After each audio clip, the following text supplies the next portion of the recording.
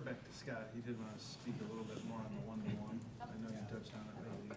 Yeah. Julie did a great job. I was like, you know what, I think I was gonna talk about the one-to-one. You did great. That's what you get for doing a 6-7. You're so Steal your confident. stuff. I was, you know what, I was so enamored with that I just did Yeah. everything I was supposed to do. But I do think, Kelly, to your point, you know, what is the why? And establishing the why is really important. High school principals and teachers have talked about this for a while as something that they desire.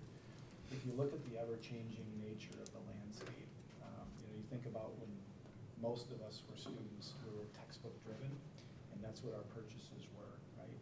Now, we still do purchase textbooks, but traditionally now it's just like we'll get a set for the classroom. Most of the content is, yeah, it's digital. And so to not have, for students to not have a device doesn't seem like we're meeting everyone's needs. So that's that's like a really big driver. Believe it or not, when you go into a high school too, it can be a status thing with kids.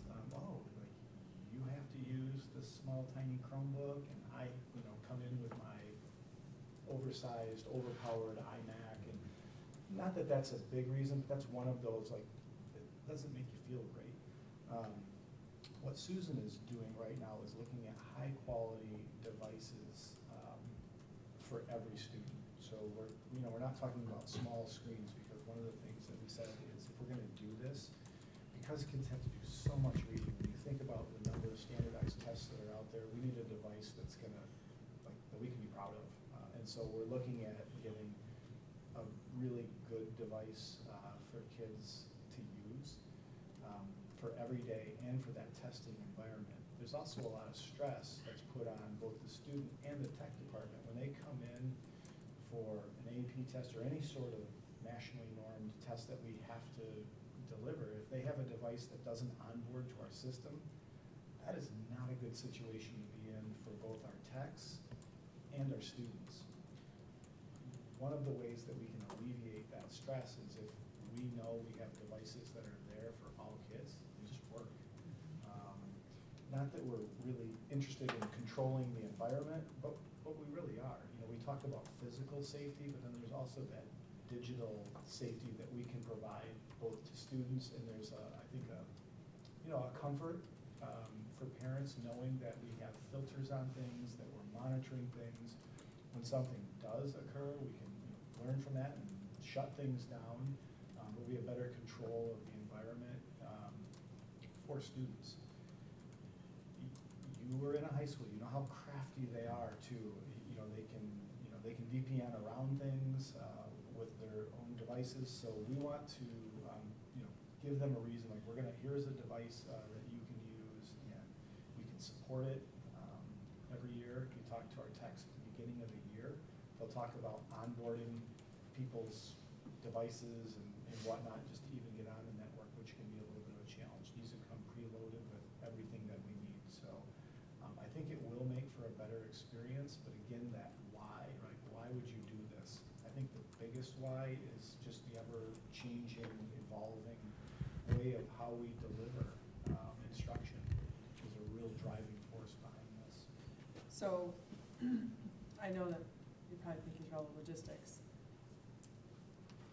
If we say these devices are locked down, are they locked down at school from like a perimeter boundary, or are they locked down when the kids come home? Will we be able to install our home printer? Like, my kids still have to print quite a bit. Will they have the ability to add printers? Will there be print stations at the schools that these devices automatically connect to? Are we upping the printing costs in the buildings? I don't know, and that would be something that we would have to work out with our building principals in terms of the print function. My guess would be, since they're on our network, they would have access to our RICO machines, like currently like we do now. But that's where I would defer to that side of the building in terms of how those logistical items will work out. Like, if there is a need to print, right now the kids figure out how to make that happen at high school. I know that they can print at school. But I don't know at home whether those security levels have been discussed yet, or We haven't worked out all the printing details and such, but in terms of content filtering, that will follow the student's account and the device with them home. So that content filtering that applies in the district will follow that. It'll be based on their account. It's not network-based, it's just, it's on. Is it a Chromebook then?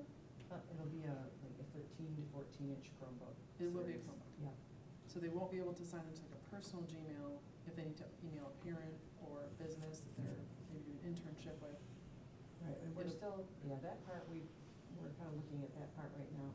On campus, what we've done in the past and what we still do today is when we have like the white list, we create like the white list of all the schools and things like that, where we do allow that communication between a student account and outside Right. domain. So we'll continue to do that.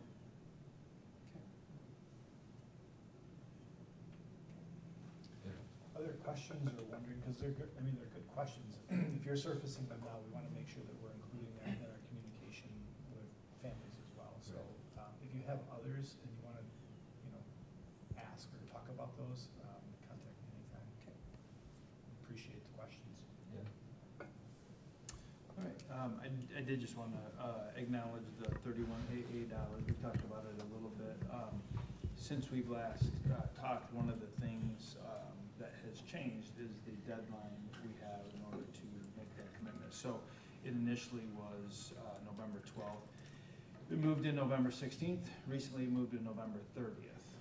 And so we now have through the end of the month to make the decision. So currently, the idea is that will be on the November 10th board meeting, but if there's continued information, which I do anticipate, we very well may not have it on there and have to consider a special meeting later to consider whether or not to use those funds.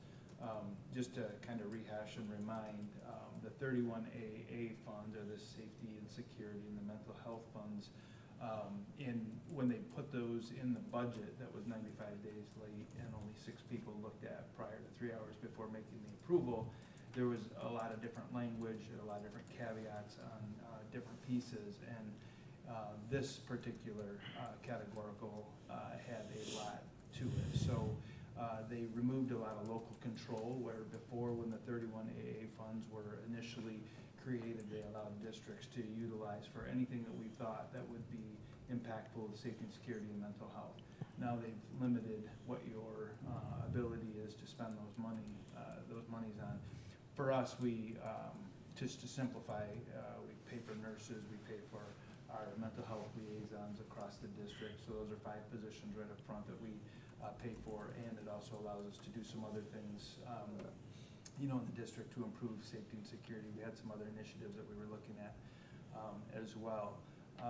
But in the language, there is a commitment to districts to take that money, that if there is a mass casualty, and mass casualty is not clearly defined, the way that it's currently written, a mass casualty could be a bus accident, could be a bond construction worker getting hurt on site. There's a variety of different things. I think the spirit of it and the intentions were, if there was a school shooting or something along those lines. A lot of this, all of this really stemmed from Oxford, but that was the spirit. But that's not how it was written. So that's something that's continually being looked at. That whole definition, which initiates a governmental investigation, which is the other part of the language, that the governor would assign an investigator if there was a mass casualty event. When the governor, changes year after, or not year after year, but term after term, potentially. So that is always, an unknown. And then who the governor appoints is also an unknown. It doesn't specify a particular agency or anything like that. They could have an independent investigator. So those are different concerns that, that have been brought up around the language, that the governor appoints whoever he or she thinks should look into it. Again, it goes back to Oxford. If you remember, Dana Nessel was requesting to do the investigation, or offering to do the investigation. They ended up going with Guidepost, who did an investigation and provided comprehensive reports of the results. But within it also, it forces school districts to broadly waive some privileges that they have, and probably the largest one is an attorney-client privilege that the board would be waiving if they accepted these funds. And ultimately, you know, when you think about that, there's nobody else in society that is being asked to waive those types of rights. Even your most hardened criminals have attorney-client privilege. And when we look at what would, if there was a mass casualty event, the ability to do an investigation would be significantly hampered, because nobody's gonna say anything, because they recognize that there's nobody they can talk to about things, you know, the variety of those different things. So the ability to have a thorough investigation to understand what truly happened becomes less and less, because the liability becomes increased with some of the language that's in there. So I think that, you know, all of those things we really have to be thinking about, and at the same time recognizing that if we don't accept the funds, those particular positions we talked about, we as a school district would have to try to figure out another funding source or another position if we really wanted to keep those particular positions. So there would be some sacrifice on the other side if we don't accept those funds as well. Again, ultimately, it'll be a board action if we do accept those funds, because it's the board that would be making the recognition of waiving the attorney-client privilege and potentially some other privileges that haven't been identified yet. So now, as of last week, there seems to be some motivation to make some changes. The governor and as well as the other two branches have recognized that the way that it's written is not the spirit. And so whether or not they're willing and able to come together to make those changes, only time will tell. But we should know more at the end of this week. And that's why I recognize the whole piece around the board agenda and so on. So I just wanted to give you that update, because that deadline is now pushed back to November 30th, where it was, I think, the 16th the last time I gave you guys an update. So any questions about that at all? No, will we just, so we'll keep it on and just plan to table it if Monday we don't have a lot, we'll just make that choice? I feel like I'll have a good sense by Or by Friday even? by the end of the day on Thursday. Yeah. With some things that I think that are gonna take place as to whether or not we would have all the information in final form by our Monday meeting. Right. So we very well would have it, Kristen and I will talk on Thursday about the board agenda. If anything comes up at the end of the week, then we would remove that and then look to have it later. So if there's any hope of any additional changes or additional information, I would not have it on there, because I want you guys to have all the Right. information that's Yeah, absolutely. possible. Yeah, at the time. that's what I So, wasn't yep. sure if we would just plan on Yeah, Right I now, would say any chance. there's that- probably a 85% chance that it won't be on the agenda. But I'll bring it up again and give you guys an update at that point. So, in the same vein with safety and security, Elizabeth and Ryan have worked really hard to communicate our safety procedures, safety and security procedures this month. October is Safety and Security, School Safety Month.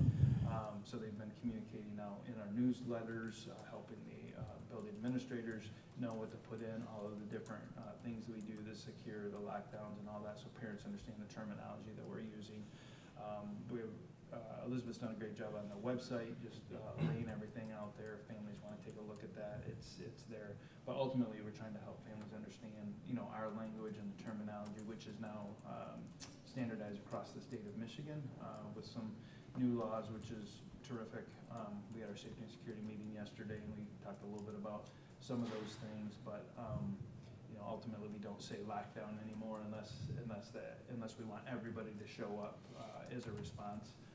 Meaning all the first responders, police, but that is the actual active event where lives could be lost. So where the lockdown used to be what everybody would say, that's hopefully not terminology that districts are going to have to use regularly. So, okay. Any questions for me at all? Okay. All right. Very good. Thank you. Thank you. All right, Okay, anything that else? is our November report. Great. Lots going on. Thanks for putting it all together. Thanks, everyone.